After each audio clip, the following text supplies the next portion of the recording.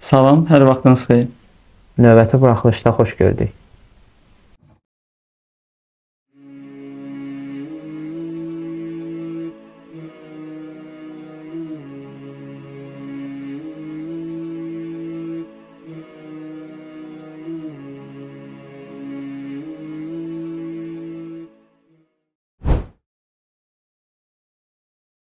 Təbii ki də xeyr. Bəzən dindar ailələrdə buna rast gəlmək olur, halbuki İslam belə bir şey təsdiq etmir. Yəni batildir. Peyğəmbərimizin 4 yaşı olarkən süd anası Həlimə xanıma müraciət edərək buyurur: "Ana, süd qardaşlarımla olar mən də səhraya gedim?" O isə cavabında get. Amma gözlə boynuna boyunbağı salım ki, o səni qorusun. Düzəltdiyi boyunbağı onun boynuna asdıqda Peyğəmbərimiz buyurdu: "Ana dayan." Anası buyurdu: "Nə olub?" Peyğəmbər isə cavabında belə buyurdu: "Ana, mənim qoruyanım var və buna ehtiyacım yoxdur. Məni qoruyan qoruyur." Atası böyük alim və müctəhid olan uşaq atasına buyurur: "Atacan, sən elm dəryasısan. Əgər səndən bir xahiş eləsəm, həmin dəryadan mənə dür sədəf ver. Nə verə bilərsən?" Atası başını aşağı saldı. Ondan sonra başını qaldırıb dedi: "Bala, heç kəsin abrını aparma." Təbii ki, burada bir məsələni qeyd etmək istəyirəm. Bəzi insanlar var ki, gərək onlar tanınsın ki, ziyan vurmasın. Amma məsələn, insan şəxsi günah edir, onu gəlib danışmaq təbii ki, olmaz. Heç kəsin abrını aparma, deyə alim buyurmuşdu.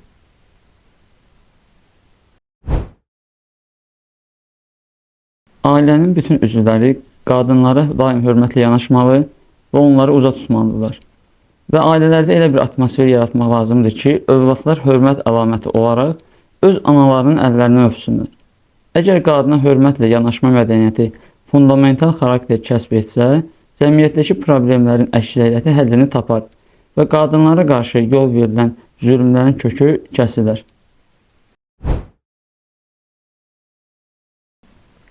Gəlin bu mövzuda bir qədər geniş danışaq. Uşaqlarınızın arasında ədalətsizlik və ayrı-seçkilik etməniz onların təlim və tərbiyəsinə sarsıdıcı və mənfi təsir göstərir.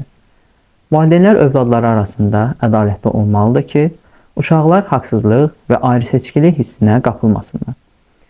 Valideynlər öz övladlarından birinə qarşı qəzəbi onu haqsızlığa sürükləyə bilər.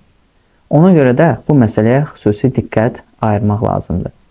Uşaqlar valideynlərin onların hamısının eyni dərəcədə sevdiyini görməlidir. İmam Sadiq əleyhissalam buyurur: "Biz bəzi övladlarımızı daha çox sevirik. Amma onu da, digər övladlarımızı da dizlərimizin üstə alıb, fərq qoymadan sığal çəkib oxşayırıq." Əgər övladlarınızdan birinin ad gününü qeyd edirsinizsə, eyni şey digəri üçün edin. Birinin evinə gedəndə, digərinin də evinə gedin. Səfərdən gələndə fərq qoymadan eyni hədiyyələr gətirin. Allah Rəsulu buyurur: "Hədiyyə alarkən övladlarınızın arasında ədalətli olun." Bu gün olduğu kimi keçmişdə də qız və oğlan övladları arasında fərq qoyulurdu. Peyğəmbərimiz sallallahu buyurur: "Qız və oğlan övladları arasında fərq qoymayan valideyni Allah cənnətlə müjdələyər." Yusuf Peyğəmbərin qardaşları o həzrəti niyə quyuya atdılar? Ayədə bu barədə buyurulur: "Biz bütöv bir dəstə olmağımıza baxmayaraq, Yusuf və onun doğma qardaşı atamıza bizdən daha sevimlidir." Yəqin ki, övladlar Həzrət Yaqubun onlara olan məhəbbət və qayğısını düzgün anlamamış və bu səbəbdən bir qədər şübhəyə düşmüşdülər.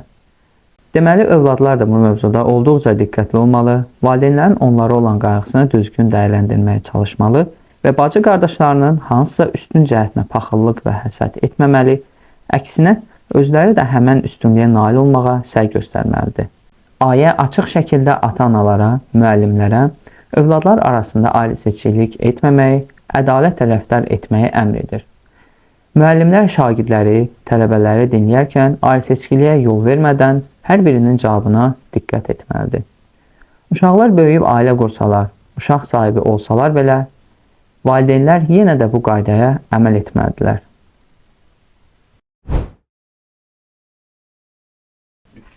Valideynlər övladlarına bir şey qadağan etmək istədikdə, həmin qadağanın səbəbini də izah etməlidirlər.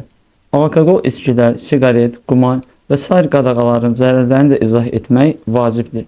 Müəllimlər və valideynlər bu məsələyə diqqət yetirməlidirlər. Əmr və qadağanın fəlsəfəsini izah etmək həmin məsələyə riayət etməkdən çox təsirlidir.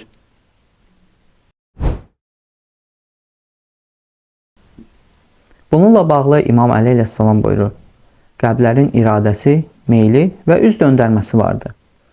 Ona görə də qəlblərə onların meylinə və istəyinə uyğun yaxınlaşın. Çünki qəlb bir işə məcbur ediləndə kör olar.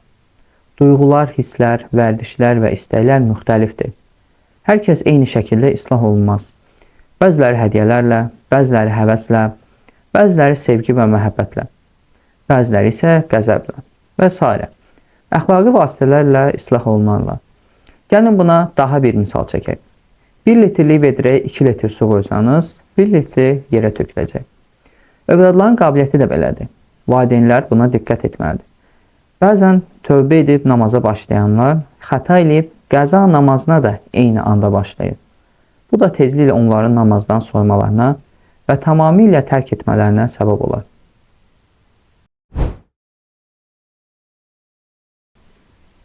Daha bir bölümün sonuna gəldik. Fikirlərinizi şərh bölməsində bizimlə bölüşməyi unutmayın.